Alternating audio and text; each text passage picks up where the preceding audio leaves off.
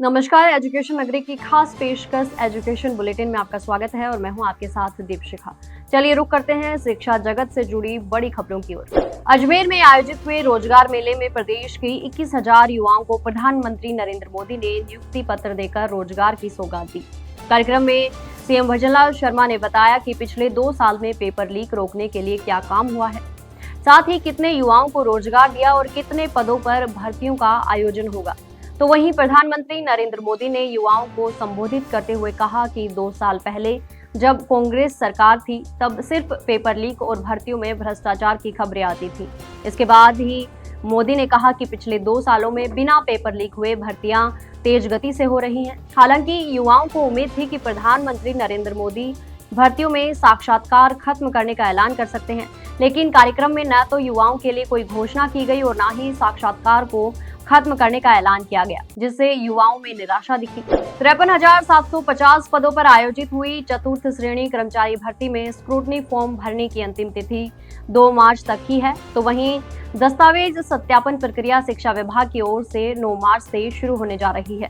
तो वहीं बीते दिनों में बोर्ड अध्यक्ष ने संभावना जताई थी कि स्क्रूटनी फॉर्म में हुई गलती सुधार के लिए अभ्यर्थियों को एक मौका दिया जा सकता है, लेकिन अब साफ हो गया है कि बोर्ड की ओर से अभ्यर्थियों को गलती सुधार का मौका नहीं दिया जाएगा। ऐसे में अब भर्ती से जुड़े ऐसे अभ्यर्थी जिनकी स्क्रूटनी फॉर्म भरने में गलती हुई है, उन्होंने आवाज उठानी शुरू कर दी है कि उनको एक मौका जरूर दिया जाए। अभ्यर्थियों ने मांग करते हुए कहा कि कई अभ्यर्थियों द्वारा जानकारी भरने के बाद भी फॉर्म खाली बता रहा है, तो बहुत से अभ्यर्थियों के फॉर्म में ई मित्र वालों ने गलती कर दी है। ऐसे में उनको गलती सुधार का एक मौका दिया जाना चाहिए। फायरमैन भर्ती 2021 के 120 पदों पर लंबित परिणाम को पीड़ित बेरोजगार अभ्यर्थियों ने न्याय की गुहार तेज कर दी है। संगठन के कुछ साथी अपनी पीड़ा लेकर हनुमान बेनीवाल के पास पहुंचे और जल्द ही परिणाम जारी करने की मांग रखी। अभ्यर्थियों का कहना है कि एक ओर भजनलाल शर्मा सरकार लाखों युवाओं को रोजगार देने के दावे कर रही है, वहीं दूसरी ओर 3 सालों से 120 पदों का परिणाम जारी नहीं किया जा रहा। उन्होंने आरोप लगाया कि लगातार ज्ञापन, धरना और अधिकारियों से मुलाकात के बावजूद अब तक कोई ठोस कार्रवाई नहीं हुई है। युवाओं ने कहा कि सरकार को युवाओं की समस्याओं पर भी गंभीरता दिखानी चाहिए। अभ्यर्थियों ने मांग की कि लंबित परिणाम शीघ्र जारी कर उन्हें न्याय दिया जाए, ताकि सालों से चल रही अनिश्चितता समाप्त हो सके। राजस्थान में साल 2013 में हुई लिपिक भर्ती अब गंभीर जांच के दायरे में आ गई है। अलवर सहित प्रदेश भर की जिला परिषदों में हुई इस भर्ती में कथित अनियमितताओं की जांच अब स्पेशल ऑपरेशन ग्रुप को सौंपी गई है। पंचायती राज मंत्री मदन दिलावर ने विधानसभा में बताया कि फर्जी प्रक्रिया में फर्जी अनुभव प्रमाण पत्र, फर्जी कंप्यूटर सर्टिफिकेट और बिना टाइप टेस्ट पास किए नियुक्त जैसे गंभीर मामले सामने आए हैं। इस भर्ती के तहत लगभग 10,000 लिपिक नियुक्त किए गए थे, जिनसे करीब 600 अलवर जिले से संबंधित हैं।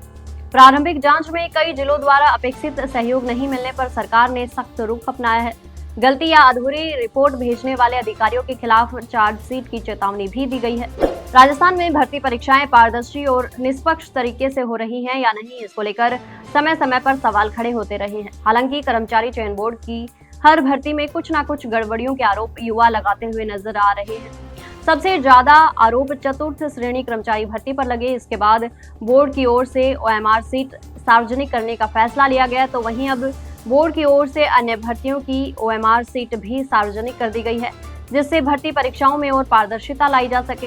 बोर्ड की ओर से account assistant, JEN agriculture junior technical assistant, patwari, video, JEN junior accountant और तहसील रेवेन्यू अकाउंटेंट भर्ती की ओएमआर सीट सार्वजनिक की गई है, जिससे कोई भी अभ्यर्थी देख सकता है। साथ ही बोर्ड अध्यक्ष ने अपील करते हुए कहा कि अगर किसी की भी ओएमआर सीट में गड़बड़ी दिखती है तो इसकी शिकायत सीधे उन्हें की जा सकती है। तो ये थी शिक्षा जगत से जुड़ी बड़ी खबरें। कल फिर आपके साथ रूबरू होंगे। तब तक के लिए नमस्कार।